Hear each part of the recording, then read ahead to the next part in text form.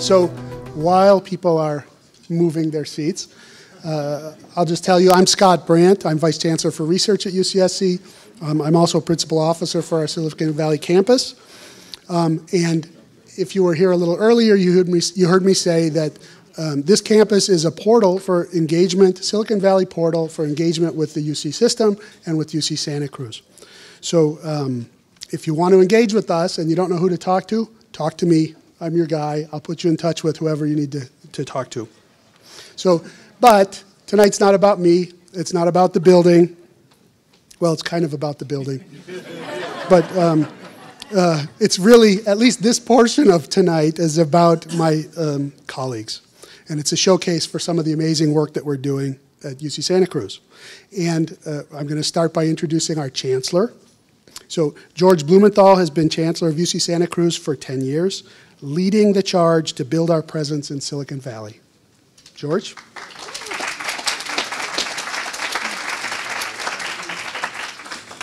Thank you, Scott. Wow, well, this is a beautiful venue, and I want to thank all of you for being with us this evening. I think we have a program that I think is going to be extremely interesting for everyone. So I really want to thank you all for being here. You know, this is going to be the first of many events in this beautiful venue. And I want to thank Linda Rogers, who's the Dean of UC Santa Cruz Extension, for being the face of UC Santa Cruz here for many years. I also want to thank our Vice Chancellor of Research, Scott Brandt, who introduced me, because Scott has really brought the Silicon Valley campus here to fruition. And I know that that's been a lot of work, but it's something that we can use going forward. It's a space that we can share. I think it's going to be really exciting. So like all good things, though, this campus was really the result of a collective effort. It took the work of many faculty, administrators, students, and especially staff to bring this building online and to organize the event tonight as well. So I really want to thank all of our faculty and staff who've worked so hard to bring today into a reality and to really organize today's event. It took a lot of work. I think it's been a great, I was going to say it's been beautiful, but that could be interpreted wrongly. It's been an extremely a great experience. So with that, I think we should get on with the show because I think it's going to be a great show. Thank you very much.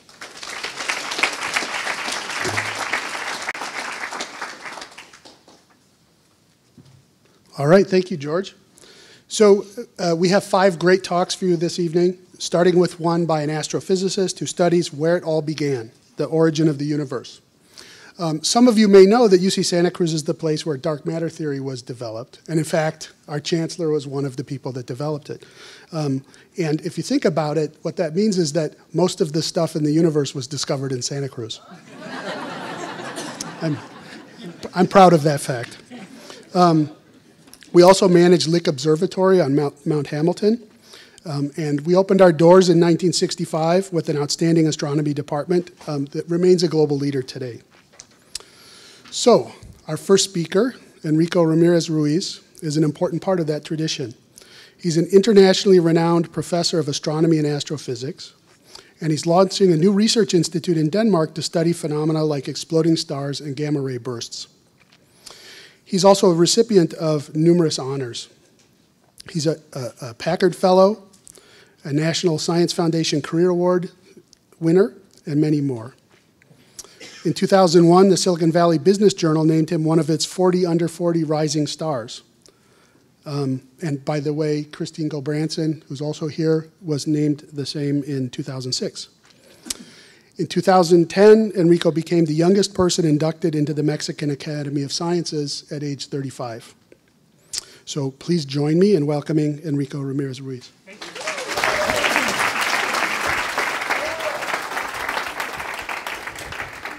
Thank you, Scott. So I'm going to be talking about matter that we actually can see, which is the atoms. So we are atomically all connected. Every one of us here, we're connected to the Earth, we're connected to the sun, and we're connected to the rest of the universe. we are also atomically extremely numerous. You know, atoms in our body are in such high numbers that we cannot even comprehend. No?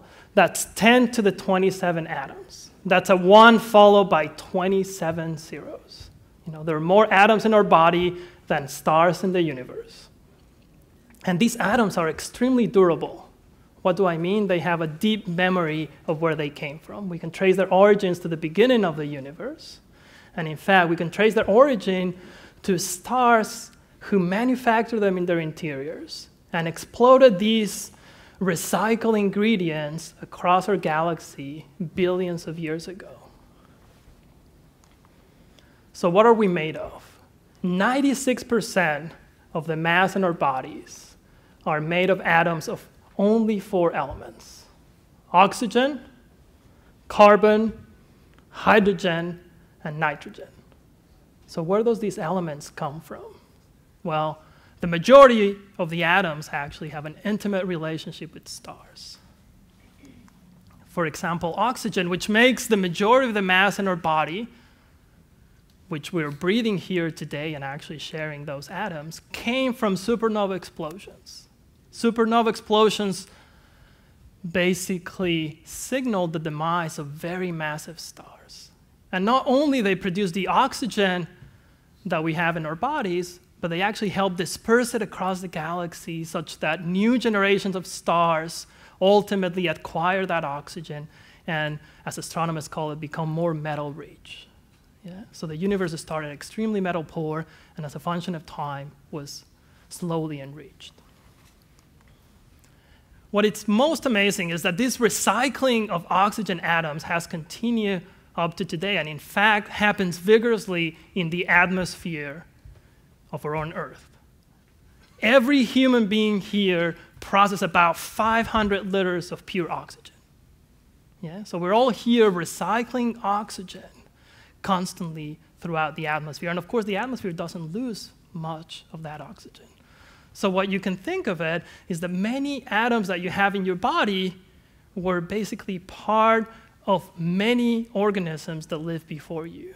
And in fact, you can do a simple estimate, and about 1 billion of your atoms once belonged to Leonardo da Vinci.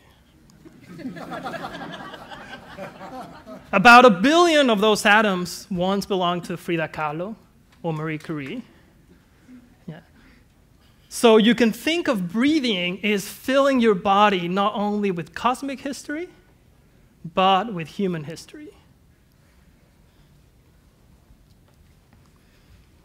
Now, as mesmerizing as it seems to have 1 billion atoms of Frida Kahlo in our bodies, it's also amazing to think that we have many precious metals inside of us.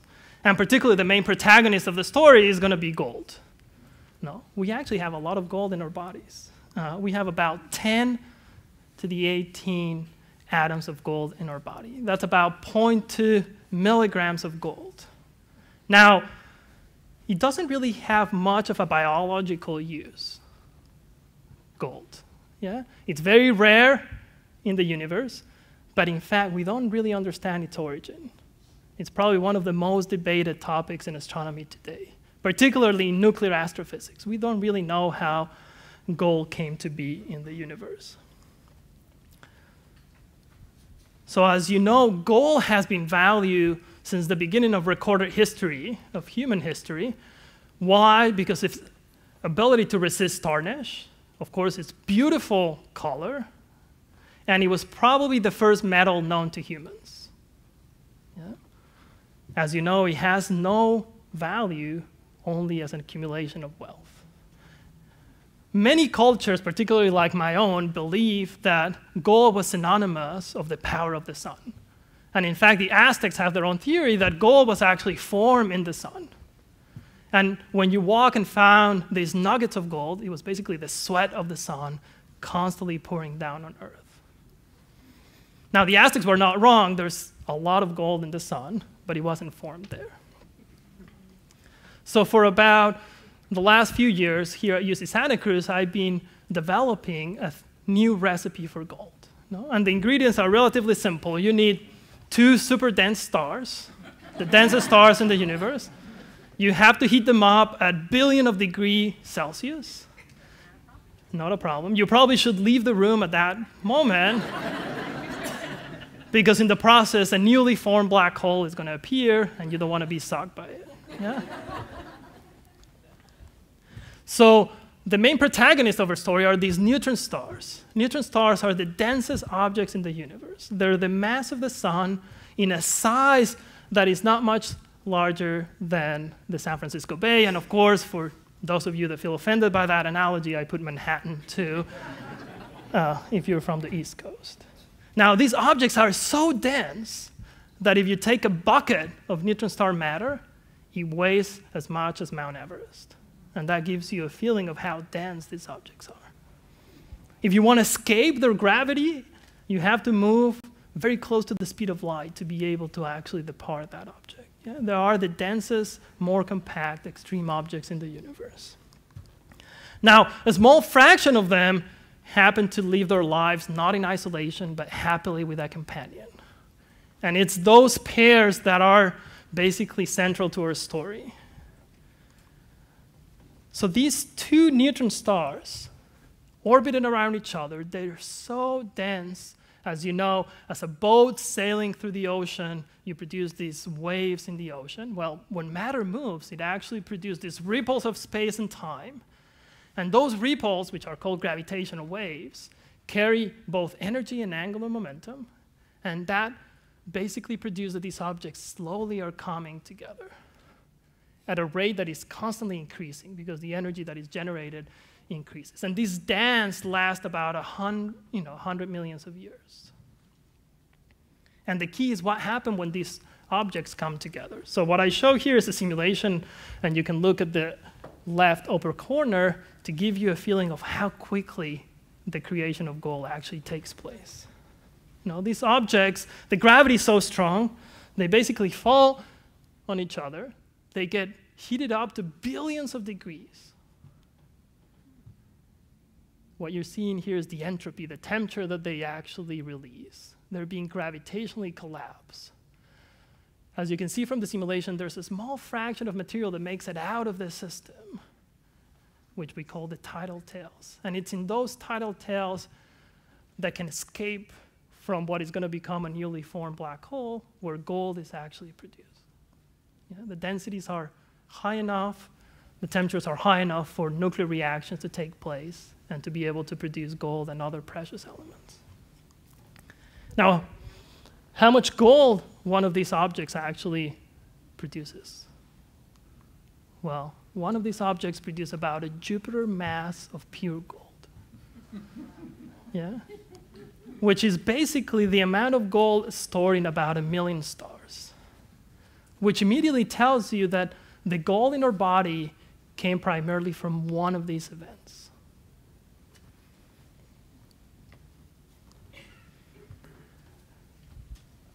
So I want to close the story by talking to you about ultimately how gold ended up in our bodies. So hopefully I convince you that you require the most extreme conditions in the universe to make gold, the two densest objects in the universe, but how ultimately gold came to be in our bodies. And that's, in fact, a very interesting question. Why? Because when the Earth was actually made, it was molten, which meant that all the gold actually sank into the center. In fact, most of the heavy elements. So most of the heavy elements that are now today in our body came from asteroid impacts in a period what we call the late bombardment, about 200 million years after the formation of the Earth.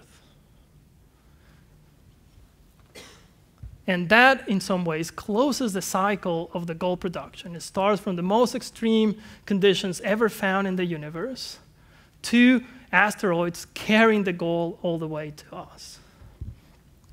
So to finalize the cycle of gold, I thought it would be appropriate here to tell you a story about my own culture, which is an Olmec myth. As you know, Olmecs are considered the mother culture of all Mesoamerican cultures. Yeah? And similarly to gold raining down in asteroids towards Earth, they believe that your essence as a human came rushing down when you were conceived. And the myth says, well, that essence of yours is going to break into 1,000,000 pieces as it journeys its way to Earth. So when you wake up, you're actually going to feel incomplete. And the myth says, but do not panic. This is an opportunity. Why? Because those pieces actually fell into other individuals. And only by sharing those pieces, you will become more complete. And therefore, the myth states, every single individual has something to give you. If you want to become more complete in that journey, you better share every single piece. And yes, there's going to be people that have very large pieces and people that have smaller pieces. But in your quest to being complete, you have to share them and be open. So I hope I convinced you that there's this recycle in the universe that is, of course, not only pertinent to the universe and to the stars and to the Earth or to the oxygen that we breathe and the many atoms that we share with amazing individuals. It's also in our essence and in our ability to share as humans. So I'll finish here with Carl Sagan, which beautifully says, the beauty of all living things is not the atoms that go into it, but the way those atoms are put together. Thank you.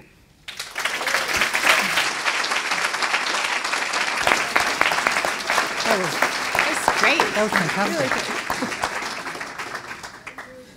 Well, thank you. That was wonderful. So at UC Santa Cruz, we study interstellar collisions, and we also foster interdisciplinary collisions. Our biologists work with engineers, our artists work with astronomers, and our linguists work with computer scientists. That's who's up next. So we have linguistics professor Pranav Anand and professor of computer science Marilyn Walker. Their collaboration is the future. The Valley needs engineers with broad backgrounds. Diverse interdisciplinary collaboration will prepare engineers and humanists alike to thrive in the Valley, where some of the most exciting advances happen when we apply engineering to social problems. So, Pranav and Marilyn, please.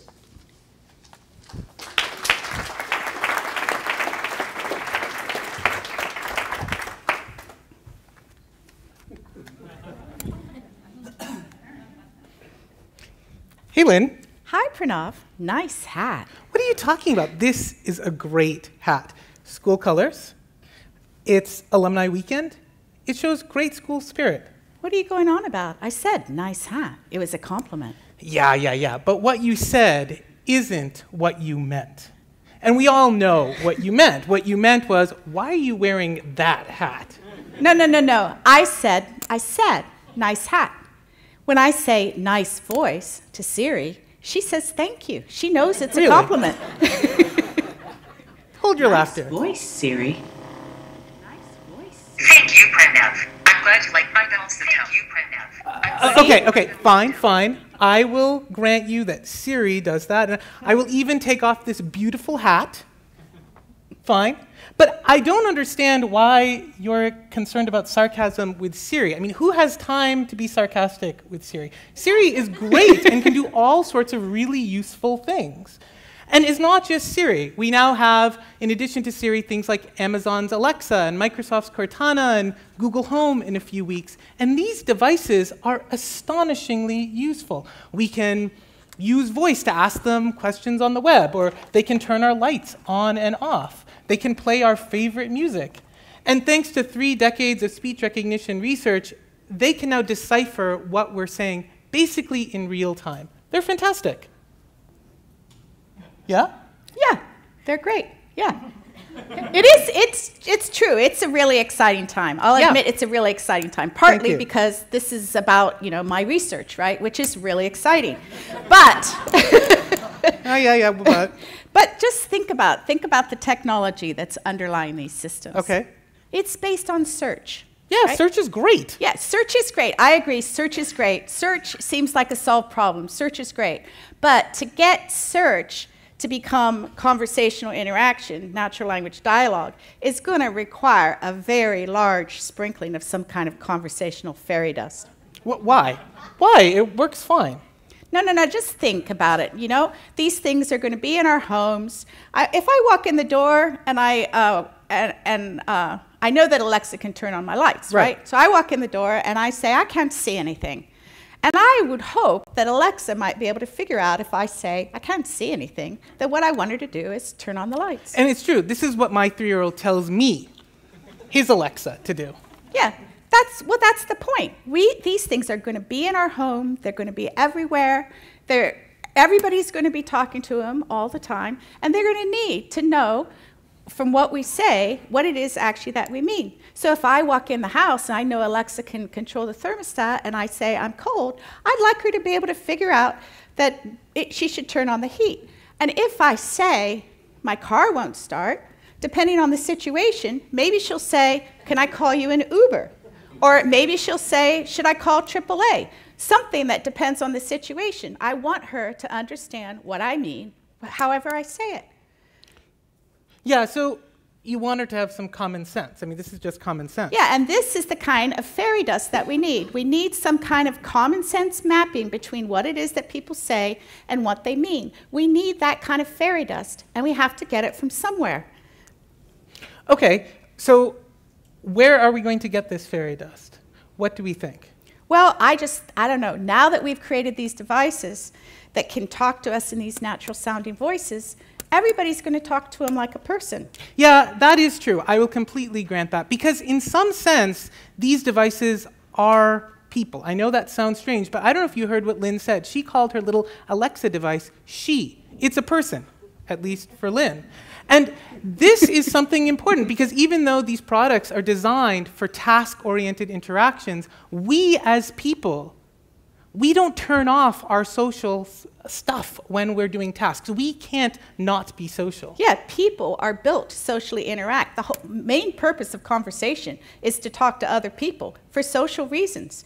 So since we're not robots, we can't expect people to talk to Alexa and these other agents in some kind of robotic manner. Okay, so how are we going to get this social fairy dust? Well, we at Santa Cruz see this as fundamentally an interdisciplinary endeavor at the intersection of computer science, linguistics, and psychology. And we need all of these perspectives because conversation is rich and dynamic, and we need to see it from multiple disciplines in order to understand that richness. Now, even though these disciplines are distinct, they all share at their core a focus on extracting generalizations out of data. And so the way we talk to each other is to ask the following question. This is our research question. Where are we going to get the data to understand conversation? Well, look, Pranav, there's tons of data. We don't have to worry about where to get the data. It's all out there. Really? It's in the cloud. Yeah. People are it's in the cloud. Yeah. People are blogging, they're tweeting, they're openly talking about their feelings, their private thoughts. So they are. It's all out there. It's all out there in social media. We can get all the data we need. Yeah, and so this, it might not be obvious, but this is an enormous game changer for our professions.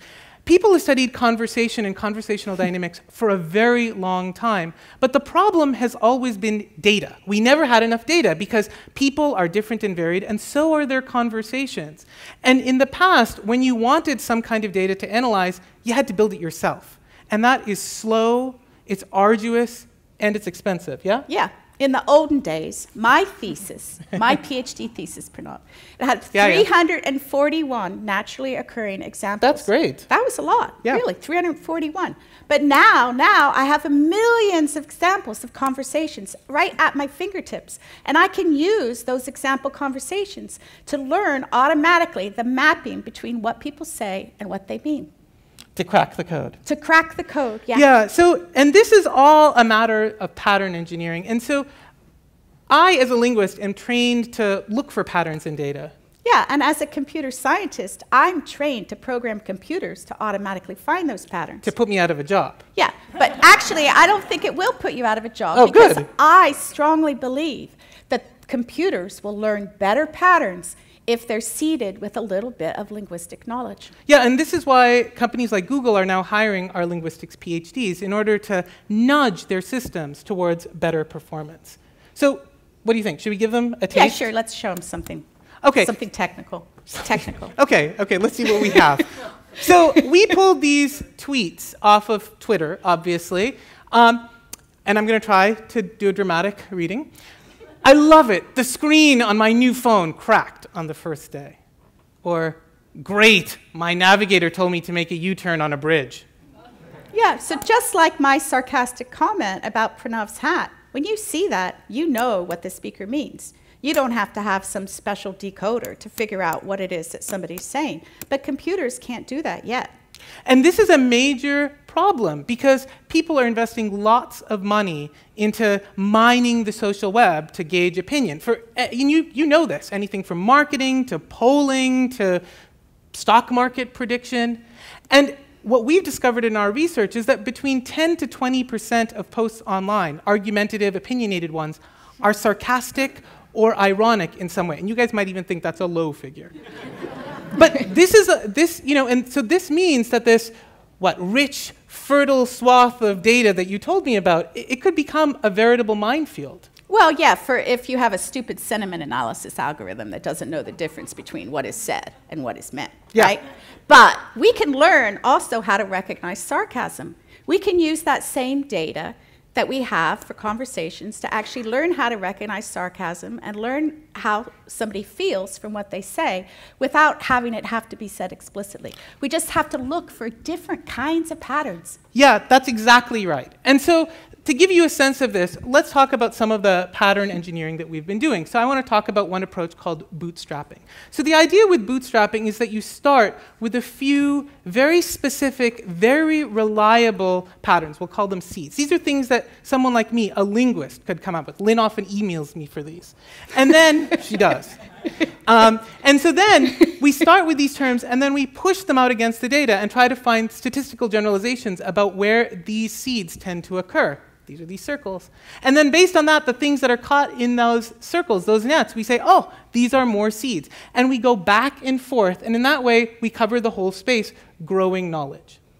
Now, let me give you a sense of this. So I might think that the pattern, I hate blank, is a reliable cue that the thing in the blank is bad for the subject of the sentence. And indeed, if you push that pattern out to Twitter, what you find bubbling up statistically are things like, I hate commuting, or I hate public speaking, or I hate being cold. Right. And once we have a reliable cue like I hate, we can actually look in the vicinity of that cue to find other cues that communicate the same emotion or the same feeling. And that way we can make a circle around millions and millions of words and lots of different data to learn more and more mappings between what somebody says and what they mean. And so we've done this for a variety of questions, but let me talk about sarcasm. So we've used this to find cues for sarcasm, as well as how those cues compound, which is very exciting to me. This has not been discussed very much. So to give you a sense of this, a little interaction. So here's a pretty anodyne sentence. You already knew that. This could be sarcastic or not. But now I'm going to add the cues, and your sarcasm meter will start inching up. So more dramatic reading for me. You already knew that. You already knew that, didn't you? But you already knew that, didn't you? But you already knew that, didn't you, dearie? But you, of course, already knew that, didn't you, dearie? And so using this kind of method, we are able to learn things about language in actual conversation that we never knew. And that's very exciting for me. But it should be exciting for you as well, because it means that your tweets about Monday's debate or about your latest camping vacation, those are contributing to the scientific study of language. So thank you for your input. And that scientific research is what's going to lead us to this next generation of virtual assistants. We aren't there yet, obviously. No. We've been building the tools, the data sets, and the theoretical apparatus that we need. But we already have some things that are useful. And I believe it's just a matter of time. You know, when I was working at AT&T in 2003, I was working on conversational systems then, and it was so frustrating because the speech recognition wasn't very good. And so you were all the time trying to design the system around this poor speech recognizer. But now I can walk into Lynn's house and have a conversation with Alexa, and I'm a stranger to Alexa, and the dishwasher is running, and the TV's going, and there's someone talking in the background, and it just works. It's really, really exciting. But there are other things that we never dreamed of. We never dreamed of having a device like Siri that can take very complicated directions. Directions so complicated I have to pause so I don't mess up how I say this. We can tell Siri to remind us to turn on the oven when we get home. And Siri does it. That's amazing.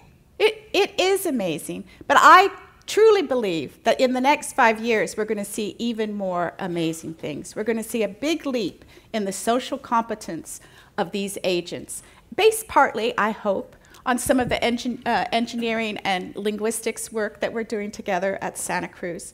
And when we get there, who knows what could happen next? It's a great time to be doing this.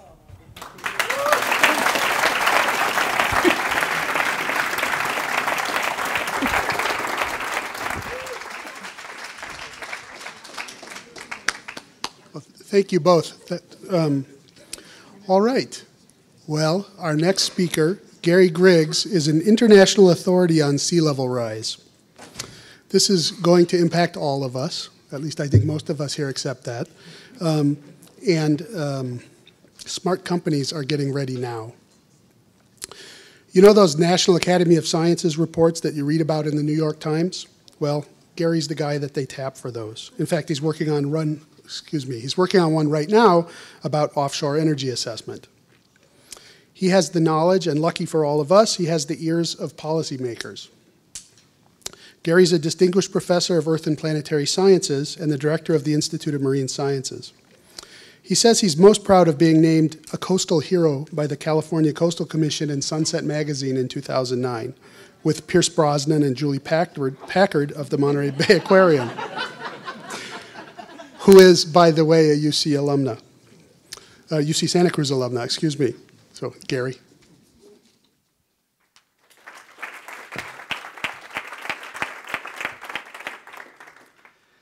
So the shoreline is one of the most important lines on the face of the earth. Only the shoreline is moving, and it's moving towards us.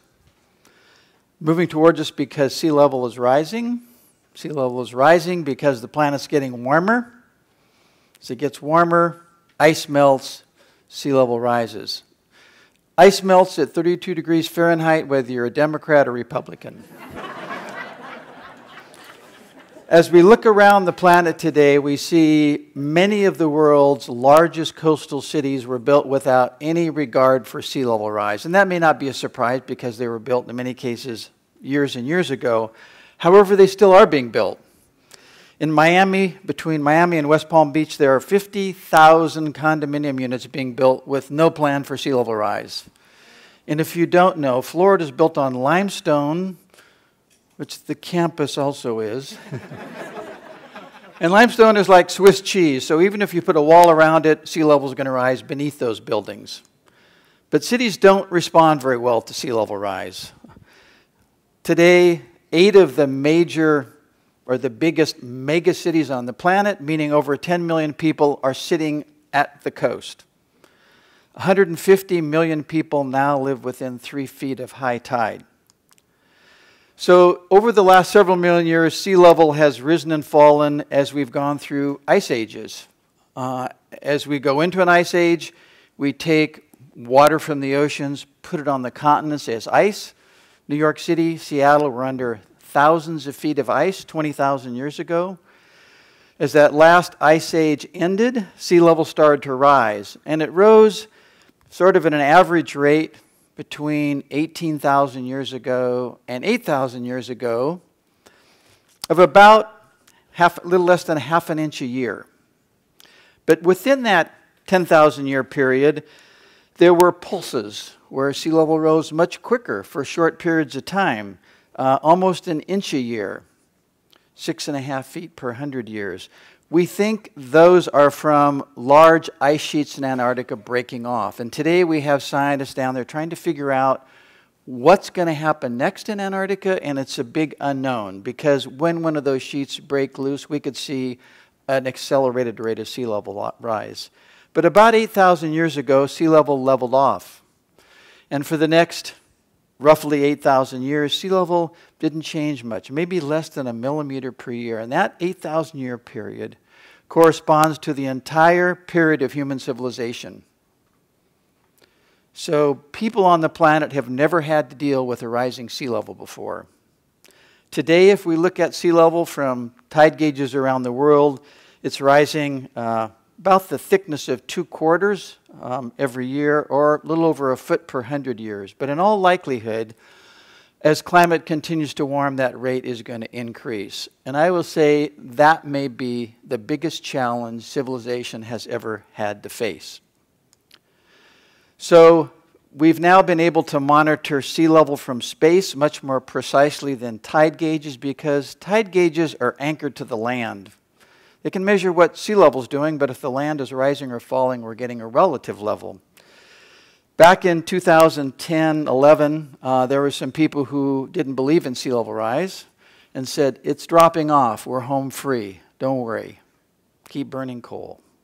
But in fact, it continues to rise at an accelerated rate, or at least at an increasing rate. So, you know, how we can measure sea level from space down to 1/100th of a millimeter escapes me. But then I don't know how a cell phone works either. But I think it's an incredible comment on human ingenuity that we can put satellites up there that know where they are so precisely. We can get, using radar, average distances to the sea surface. But they're giving us numbers like this. The future is uncertain in many ways because we don't know how fast it's going to go, but we know it's going to continue for a long time to come.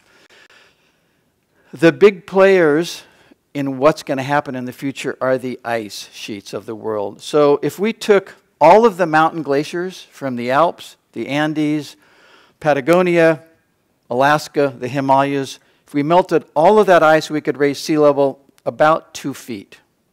We're still okay here.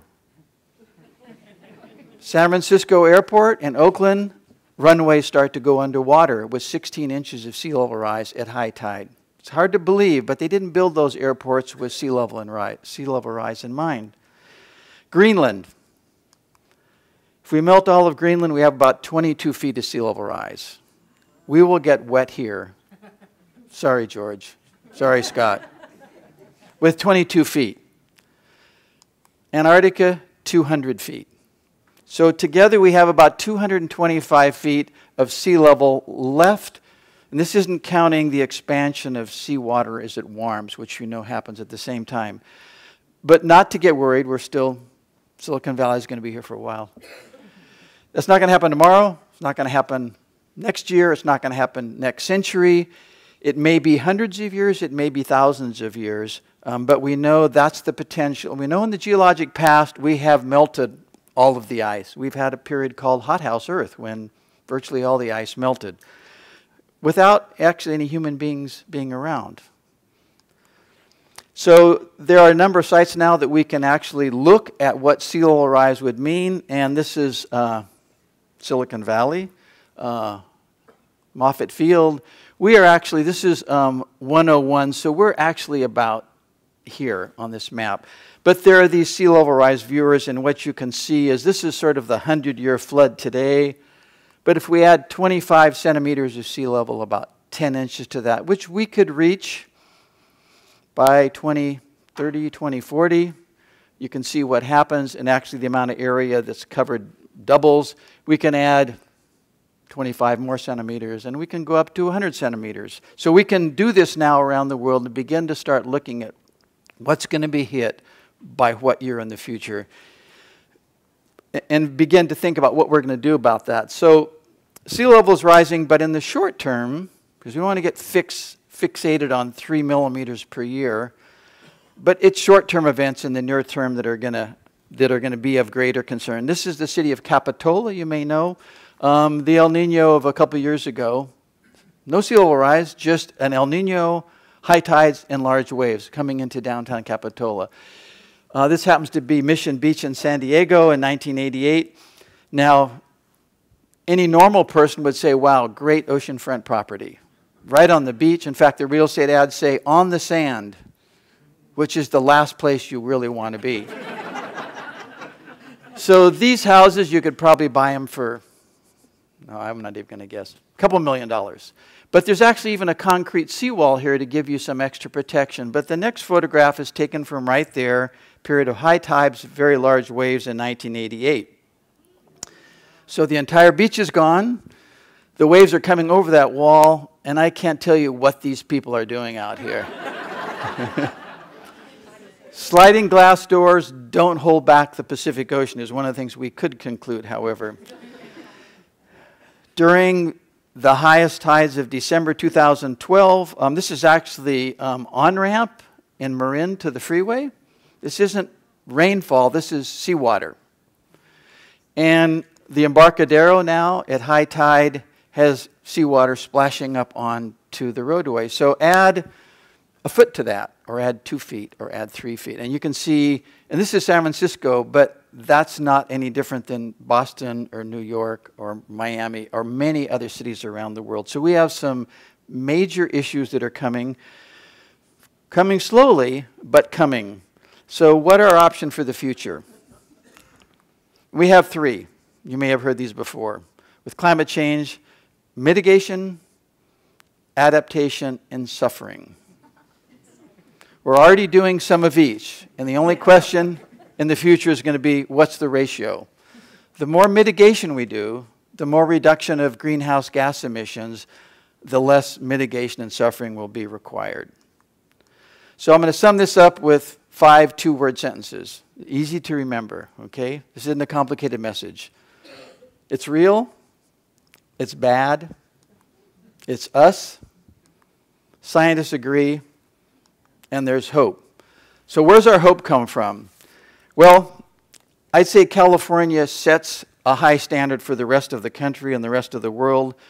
Our leadership in environmental legislation, our emission standards, carbon taxes, and a lot of other states wait to see what we're going to do and then follow suit. So we have a lot more power besides being the biggest, most populous state in the country.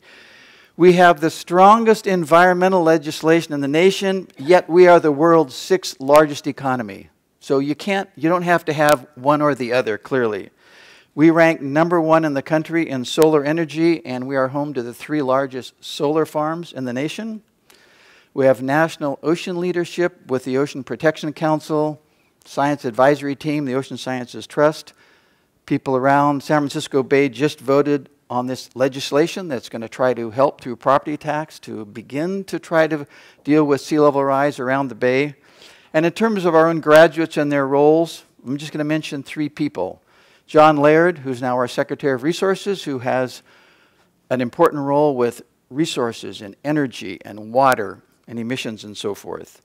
Andreas Merkel, who is now the CEO of one of the world's largest ocean conservation groups, Ocean Conservancy. And one student that we use a lot, we abuse her a little bit, Kathy Sullivan, who was not only a space shuttle astronaut, the first American woman to walk in space, but now is the Assistant Secretary of Commerce and the NOAA Administrator. So oversees climate and oceans around the world. So I think we are making contributions for the future as well. Thank you very much.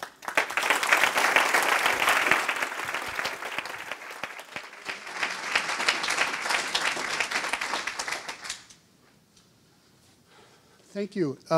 Interestingly, George and I were at NASA Ames Research Center yesterday talking with the director, associate director, and deputy director, and one of the things they told us about was their plans for the NASA Ames campus of the future. They're planning sort of the next 50 years of development at NASA Ames Research Center, which is on Moffett Field, underwater in the coming decades. And so they're actually planning for that. And their assumption of the 100 buildings that they currently have is that one of them is usable 50 years from now. The rest of them will either be underwater or fall down in an earthquake. So they're actually literally planning to move their entire campus farther away from the bay, in part because of sea level rise. So, all right, well, thank you, Gary. Our next speaker is Aaron Robinson Swink. Aaron is the creative director of the Masters in Games and Playable Media that's housed right here in the Silicon Valley campus. Prior to joining UC Santa Cruz last year, Aaron ran Ivy Games, making independent and educational games for 11 years. Games and Playable Media and our computer game design programs are some of the most successful new programs at UCSC of the last decade. They were designed to complement what's happening in industry and to address the needs of emerging technology areas. At UC Santa Cruz, we've built bridges between the arts and engineering to create unique programs that speak to what students and the gaming industry want. Games and Playable Media is at the heart of that. So, Aaron?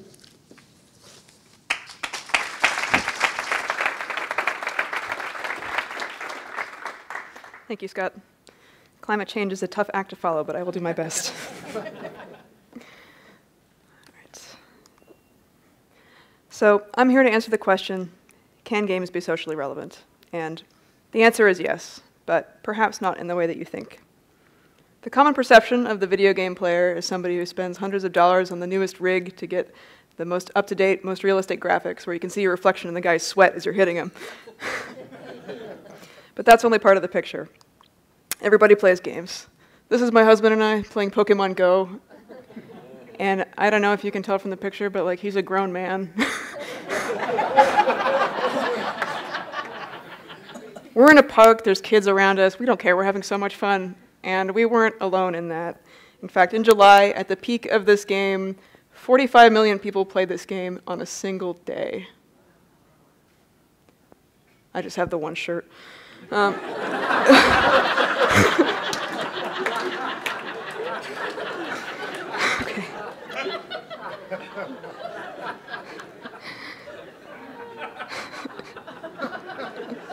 Everyone plays games. My sister, who's an art student, builds scale model architectural diagrams in Minecraft. My dad likes to play every version of Tiger Woods Golf that comes out. He likes to make an avatar that's like a 20-year-old redheaded dude in a kilt that's like got a big beard. It's, I guess, how he sees himself. And even my grandma owned a Nintendo Wii. And my mother, who never really got into games, plays Words with Friends on her phone every single day with my in-laws and lots of people she knows. And this is a colossal shift in the market. Half of the market for games is mobile now, and that is a sea change from 10 years ago. When I say mobile, I mean games on phones and tablets, in case you don't know. As you know, phones and smartphones have made it all the way around the world, and the market for games is now global. It is everyone. Video games are a bigger industry than Hollywood in terms of revenue. But how big is that really? How can we think about that? This is a game called League of Legends. You may have heard of it. Can you raise your hand if you've heard of it? Lots of you have. Okay. It's the biggest sport in China. It's made here in California, in LA, by Riot Games. The design director, Griggs, was kind enough to be our keynote speaker at graduation this year. When you play these games competitively, they call it esports. Now, these esports competitions routinely sell out the Staples Center. They've got the World Championships coming up in October. They get more views than the Super Bowl. This is an enormous thing. They even, you know, the teams of esport athletes have sponsorships and drug scandals and all this stuff that like real celebrities have. It's all very exciting. Now, alongside the meteoric rise of commercial games, there's been, in tandem, a movement towards creating expressive, sort of personal games. And the analogy I like to make is that, you know, there was Hollywood first, and then in the 70s, film equipment became cheap enough that people could make independent films, and we saw sort of a flourishing of that. And that is basically what happened with game development tools, a democratization and making the tools cheaper. So we see a lot of games that express, you know, complicated personal ideas, games about racism, about sexism, and even about homophobia. The game on the right is called Coming Out Simulator 2013. It's a semi-autobiographical by a guy here in the Bay. There's even a guy who made an autobiographical game about his son's cancer. And one thing I want to emphasize is that games are not merely a commercial product anymore. They have authorship like any film or play. And they're led by a creative vision and brought to life by an entire team. And that's what we teach here. Now, students have all sorts of reasons for coming to our program. Many want to join the large, what we call AAA game companies that make the big games like Grand Theft Auto and Call of Duty. But that's not the only motivation. One of our new students, Eleonora Hackman, she wants to make games to help kids learn. So there's really a wide variety. Some of our students come in with the explicit desire to make these socially impactful games, and you can think of it as someone choosing to make a documentary film rather than going to work on a Hollywood blockbuster. In other words, the medium is expanding in exciting ways. It's broadening. Two of the games from our recent graduating class really fit this ethos in my mind. You can actually play them upstairs if you want. We're right there, the nice stairs out there. This game is called Ulama, Arena of the Gods, and I just want to shout out to San Jose State University. You notice this art is nice. It's because their undergraduate art program teams up with our master's students to create the art for the games. And that's very exciting, and certainly makes it look a lot nicer than it would if my programmers and designers were trying to make the art. So Ulama, Arena of the Gods, the creative director of this game is Pedro Cori. He came to UC Santa Cruz from his native Chile, and he based the game on the Aztec legends that his father told him as a child. And if you've been to Mexico, maybe you've heard of Chichen Itza, where there are these ruins where they actually used to play this ball game to simulate this battle of the gods. And Pedro wanted to bring that battle to the digital realm. It's a neat game. It's 4 players. You're trying to score on the opposite player's net, which is that kind of red ball over there. There's a blue one on the other side. It's 2 versus 2, red team versus blue team. Or you can play 1 versus 1. Gain different game modes. In this, you can choose your own deity that you get to play based on the real ones, which is pretty exciting. You can play in different realms of the underworld, and you can even play against the computer. And the way that came to be was that the technical director of this game, Kong Liu, finished up his development work about 2 weeks before the end of the quarter. And so he did what any of us would do and got a giant stack of textbooks and then read how to develop artificial intelligence and successfully made not just 1 computer player, but 3 difficulties, easy, medium, hard player, successfully in 2 weeks. And the most difficult player to play against plays just like him, which is really funny. But he works at Google now. The second game is A Tale of Toys and Terrors. This is designed by a recent graduate, Jonah Nobleza, and her game is you are playing as a bunch of toys in a little girl's bedroom trying to defend her from the monsters that come out of the closet. Now, these toys each have a different purpose. For instance, the bouncy ball will push the enemy back a couple of spaces. So it's basically, who here knows what a tower defense game is? Yeah, a couple people. I see you, my people. Basically, these games are usually you're defending a base, and then waves of enemies are coming at you, and you're building weapon towers to try to stop them, to shoot at them. That's how these games usually go. Usually it's aliens, because you want something that swarms at you. And so this is a very different take on a tower defense game. And the art style is undeniably cute, but it actually has a serious underpinning.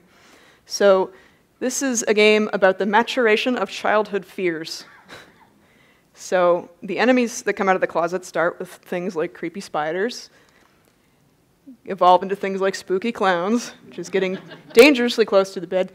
There's the end of the game. And finally to more abstract things like rejection. I'm very fond of this game. It feels very personal to the developer. So these games have both reached success already. I need to sort of set the scene for what this means here. So there's a digital games platform called Steam, which is like iTunes for games. If you want to be selling a digital game on PC or Mac or Linux, you really want to be on Steam. It's got, I wrote it down, I think 125 million active users. Yeah, 125 million. You want to be on this platform, and you're not just allowed to be on it. You have to pass their green light process. And that process involves getting hundreds of people to vote on your game on the internet in a very short amount of time. And these guys did it in 2 weeks, and that's very, very good. So believe me that I'm excited about that. So I went and I read the comments on the game from people who are excited and want to be able to buy it, and I noticed that half of them are in Spanish. So I find that very interesting.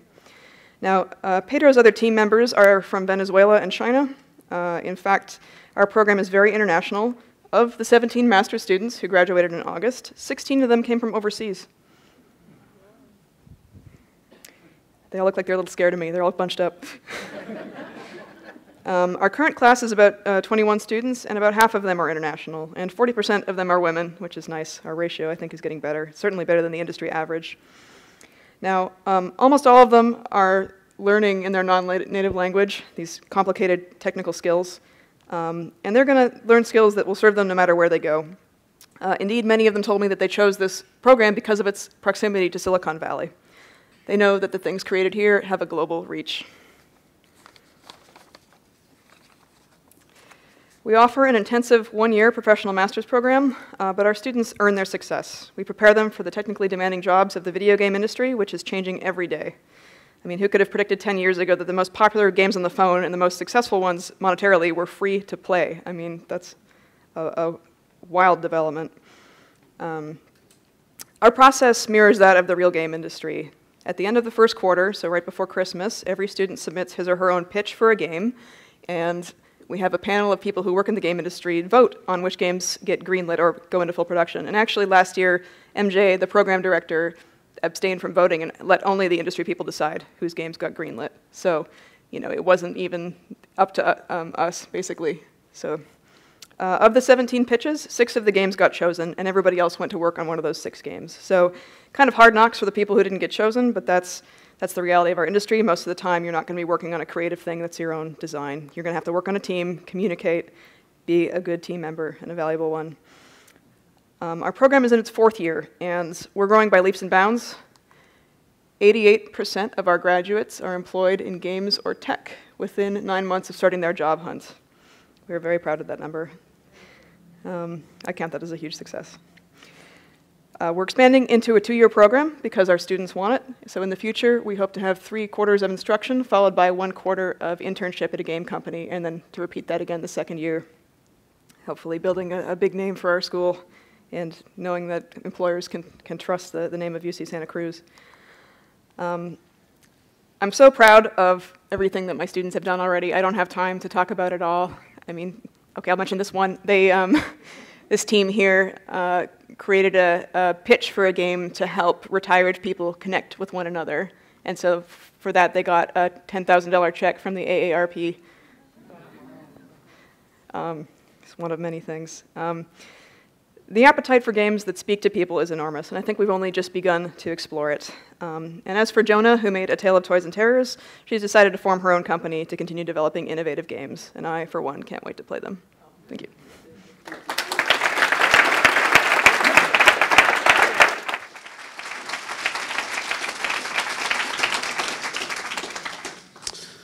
Thank you. So just a little bit more news about the success of our students. 4 games developed by UC Santa Cruz students are finalists for the Indiecade Awards next month.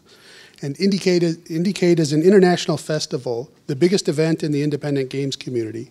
And the word is that we may be the best represented university there this year. We're also, yep. We're also developing, I say we, that's the royal we, because I have nothing to do with it, but we're developing a new game, a new related parallel program called Serious Games to also be presented here at the Silicon Valley Center, Silicon Valley campus, excuse me.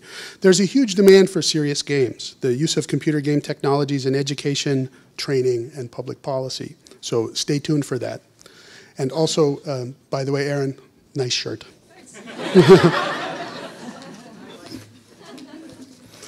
All right, so our final speaker led the team that won the international race to decode the human genome.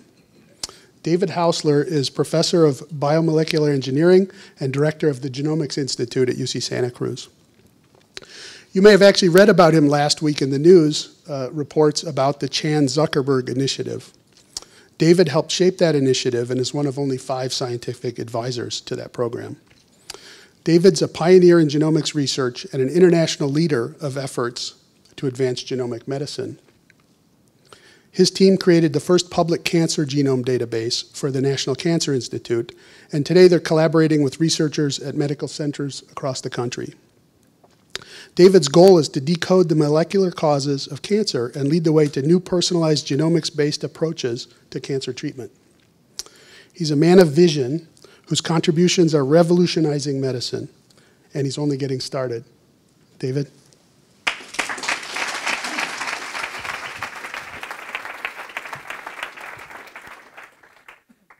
Thank you so much, Scott. It's a pleasure to be here. Our topic tonight is Can We Decode Cancer? We're going to start, though, with a big view of the genomes, kind of following in Enrico's big view. What is it about DNA that's going to help us with this task, and why can Santa Cruz contribute to that?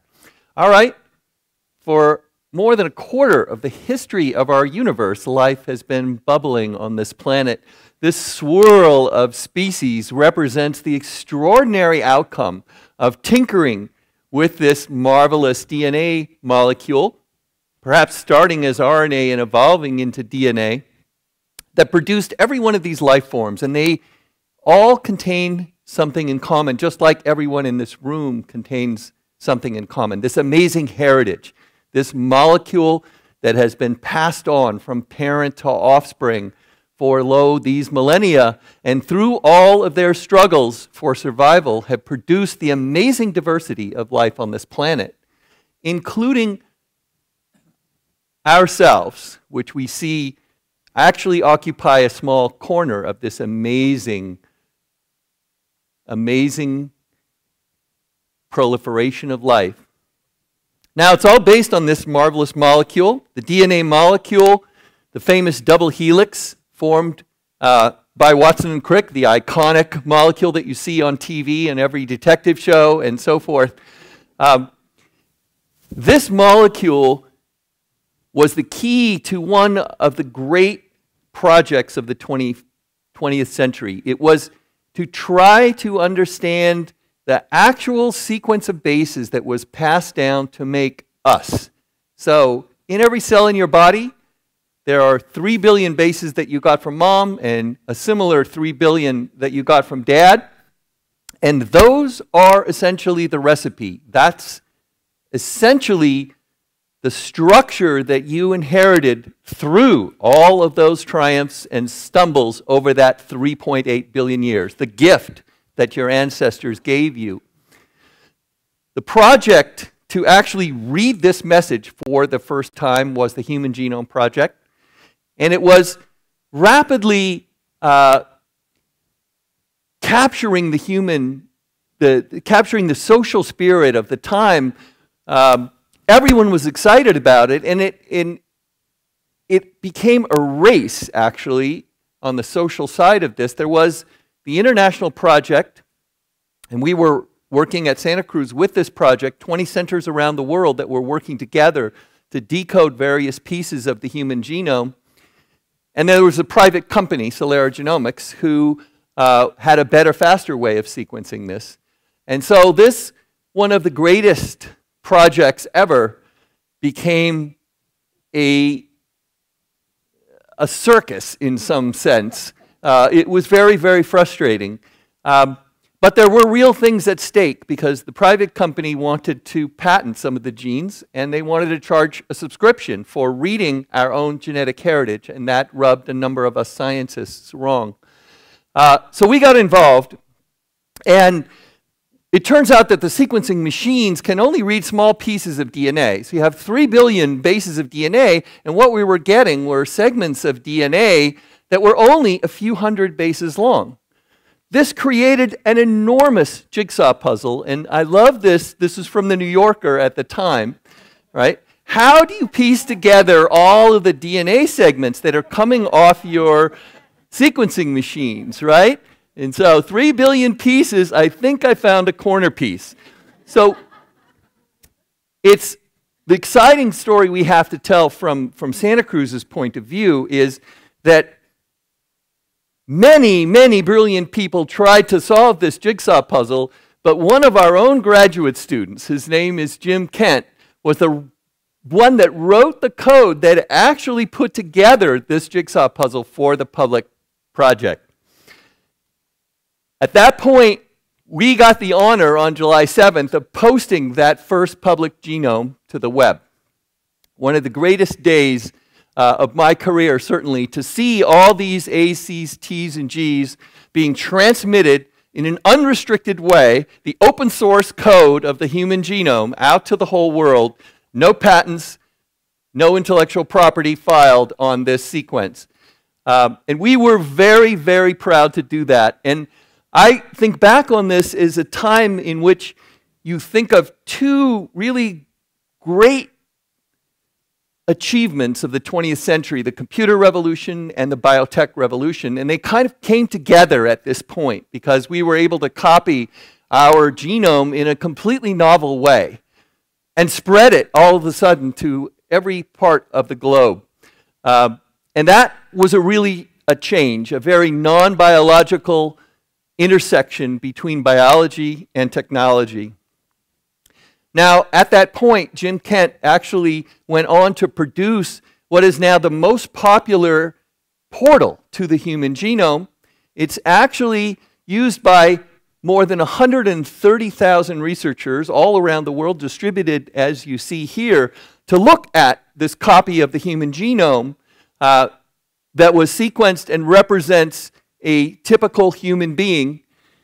All of the scientific information we know about where the genes are in the genome and all of the things that happen in various places in the genome is overlaid on that, and it actually gets 1.5 million page hits a day at this point.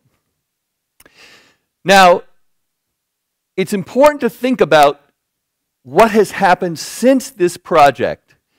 So, on the left, you see the moment in which we were completing the first genome at a cost of about $300 million. That's just for the sequencing reagents and the machinery to actually crank out the A's, C's, T's, and G's. During the next 16 years, we find an amazing, a really disruptive improvement in genome sequencing technologies compared to, let's say, computer technology.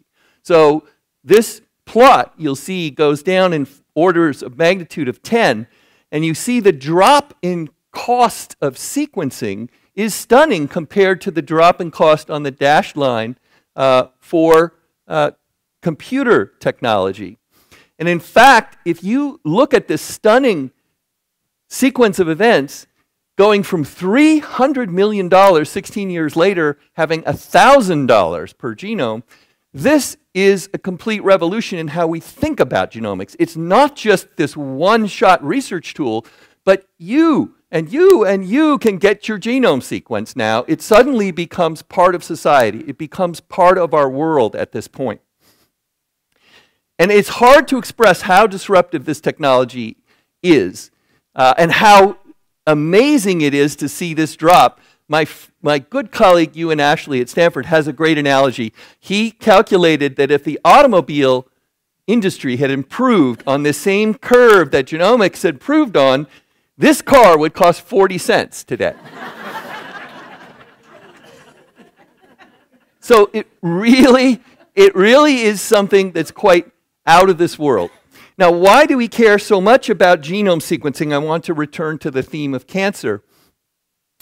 So every cell in your body starts with basically the same genome, the genome you got from mom and dad. But as we grow, cells accumulate mutations, and those mutations cause cancer. And I'm going to be telling you a few stories about this in the latter part of this talk. So it's not just about sequencing your genome once, it's about keeping track of what goes on in the cells in your body. And that's the future of genetic medicine. So what happens when you start from a fertilized egg is that as you grow, you can see periods of time in which a few mutations occur here and there in cells in your body. And this starts out by a very intrinsic mutation process. It's just random mistakes that are made when cells are copied. It may be accelerated by environmental exposures. If you smoke, if you're exposed to ultraviolet light, too much sun, that can be accelerated. And typical cells in your body may accumulate additional mutations. Now, we heard about Enrico, about the huge number of atoms in your body. Even if you count cells, it's trillions of cells. And all it takes is one of those cells to get the bad combination of mutations that causes it to turn cancerous and start growing out of control. And this is why, as we age especially, our chances for cancer increase. Finally, in our treatment of cancer, chemotherapy and radiation, we can actually paradoxically induce further mutations as we're treating. We at Santa Cruz took on a challenge that we are very, very passionate about, and that is to look at cancer in some of the most gut-wrenching cases that you can imagine. And Aaron, thank you for showing that, that video there. When kids get cancer, I think we are rightfully devastated by that. And we set out to say, what would our knowledge of the genome do to maybe help kids with cancer? That was a proposal we made to the California Initiative to Advance Precision Medicine. And among the many dozens of great proposals they got, they chose ours to fund. It's called the California Kids Cancer Comparison, and it's part of our Treehouse initiative that you see over there. The idea of our work is that when a child gets cancer, we want to look at the actual DNA changes that occur in that tumor. Not just treat it based on the symptoms or how the cells look under the microscope, but what are the actual DNA changes that are driving that cancer. And in order to do that, we need to understand how the different DNA changes actually cause cancer. And to do that, we need to compare every child's cancer to every other child's cancer at the DNA level, and also to adult cancers. So it's called cancer comparison because we want to do that. Now, our first, we got into this, and this was very, very difficult for us. We've been out of the actual medical world. We've been a research group, but it was a case that all of our students were very, very drawn to this project and wanted to do something to help. So we got our first case from British Columbia. This was a boy, he's 8 years old at the time. He had cancer at age 6. They had done chemotherapy and radiation. The cancer had gone away, but then 2 years later had come back. At this stage, when a child recurs like that, the prognosis is that the cancer is terminal. So he was treated as a terminal case and was ready for hospice, but his mother wanted to try something more, and they sequenced the genome and tried to compare it to others, looking for clues. Is there something else we can do? Because standard medical practice has no guidance for it at this point. So at Santa Cruz, we had done the tumor genome atlas, as Scott mentioned. So we had sequenced, and we had, with the consortium, had looked at the sequences for 10,000 different tumors, the largest collection of tumors that are genome sequenced in the world. And we had all that data because we built the data coordination center for this. And from those data, we clustered all of the different cancers, these mostly adult cancers that you see here, based on their DNA pattern. So every little hexagon, it's hard to see, these are little tiny dots in here, is a different cancer case from the tens of thousands of cases, and they're all clustered according to their molecular similarity. Now, when we took this map, which my colleague Josh Stewart built the technology for this, and he calls it the Tumor Map, and we took this little boy's genetic information and placed it on this map, we found something very interesting. The child was diagnosed with a sarcoma, a certain type of cancer that the pathologist had diagnosed as sarcoma, and yet the child's tumor is the white dot that you see with the arrow did not look molecularly similar to the blue or green or red cluster of sarcomas. It actually looked like a completely different type of cancer, a pediatric neuroblastoma. That was the first clue that maybe there's something else we can do. Maybe it's not just that we're at the dead end of the sarcoma sequence, but if it is like a neuroblastoma, maybe we could treat it like a neuroblastoma. And this analysis suggested 2 drugs. The first drug, Crizotinib, was actually in a bold trial through Children's Hospital of Philadelphia.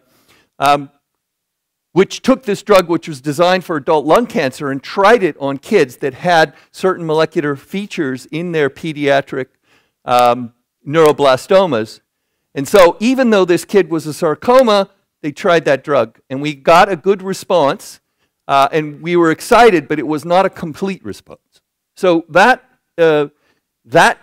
was our first hint that maybe something could be happening. The mother was ecstatic because instead of going into hospice, he got a second chance, and for 6 months, it looked good, and then the drug stopped working. And this often happens with these. The cancer mutates again or finds a way around the treatment. But we actually noticed a second drug in here that works on a different gene called JAK1, and there was another drug that would inhibit cancers that are driven by that gene.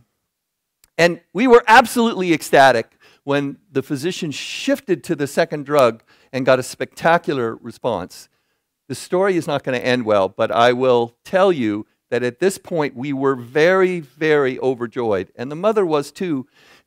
He actually got out of the hospital and was playing and going back to school. He had almost a full year, which was unprecedented in this type of cancer, in which he was doing quite well. But then the cancer figured another way around that drug. So we lost our first case. We expect to lose many, many more. We are now many months into a collaboration. We have about 7 or 8 kids that we get genome sequencing from Stanford on every few weeks, and we go back and we analyze it and we report that at Stanford's Tumor Board, which is where all of the doctors get together and decide, is there a special treatment we can apply for this particular child's case? And now we're doing this with 5 other institutions, and it's growing very rapidly, and we want to expand this program. We want every kid who has a difficult to treat or recurrent cancer and is currently considered not treatable to get a second chance by genetic analysis. And that's the Treehouse Project. In other words, we essentially want to build a ladder of DNA analysis that will help us. And it's going to take a long time to get it right. And we're very frustrated at this point because here we had a great clue. There were other cases that were molecularly similar, but several of the cases we got just a few weeks ago from Stanford and a month earlier, the child's cancer mapped to an empty space in the tumor map, which tells us we had never seen anything molecularly like that before. And we know that there are actual huge collections of data out there that might fill in that gap. So our biggest frustration right now is the fact that so much genetic information is being gathered at $1,000 a genome, and yet it's not being shared so that we can all use it. So every cancer case can be compared to other cancer cases.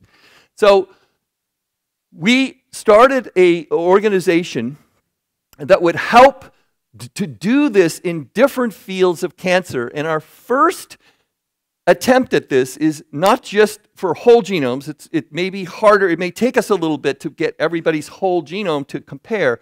But here's a simple case where we can start and make an impact, and we're starting to make an impact quickly. Consider breast cancer, and consider that the most important factor in breast cancer is just the gene BRCA. There's actually BRCA1 and 2. This has an enormous influence on breast cancer, and this is a classic case where there are huge numbers of cases out there where we know the genetic makeup of the woman's breast cancer gene, but that has not been shared, so we can't compare all the cases together. This thing that we've created with a global organization called the Global Alliance for Genomics and Health is called the BRCA Challenge, and now our database contains 15,000 different versions of this one gene that have been discovered. And many of these are not being shared because they were done by a private company. You may know the story that this went to the Supreme Court, whether they had a patent on all of this. And now women can ask them and demand that the data be released for this database, and they are doing this in large numbers. And so we want to get to the point where we can actually understand whether there really is a risk or not. It turns out that of these 15,000 variants, most of them are benign. Some of them are pathogenic, but between 20 and 40% currently are of uncertain significance. And the last thing a woman wants to hear when she goes in for a BRCA test is, yes, you have a mutation in your gene that's unusual, but it's of uncertain significance.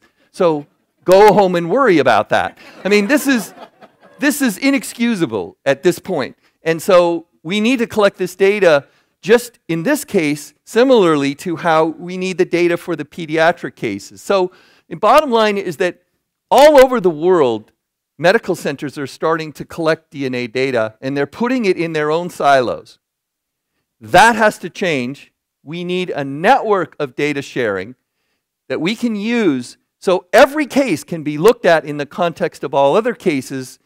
And a scientist studying a rare disease, and I often say that when it comes to cancer, every subtype of cancer is a distinct rare disease. So believe me, if you've got cancer, you've got a rare disease. And that's true for many other diseases at the molecular level. If you're studying that, you want to not just get your data from your medical center, you need to get your data from all over the world. So I mentioned briefly the Global Alliance for Genomics and Health. This is an organization that I co-founded 3 years ago.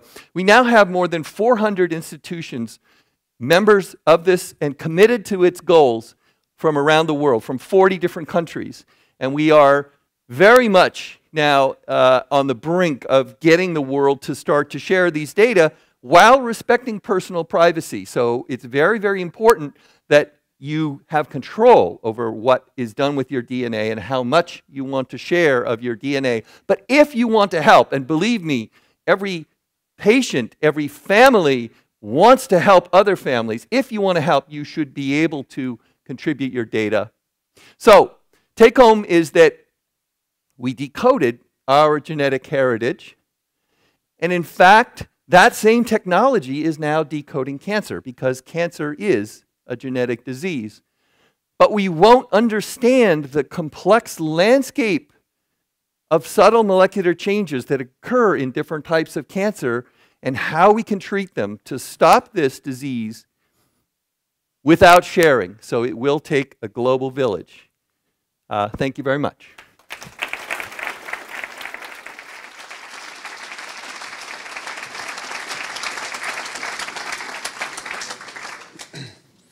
Well, thank you, David. I know all of our speakers, and I'm very familiar with the research, and I'm still blown away every time I hear about the fantastic things that they're doing. So thank you all very much.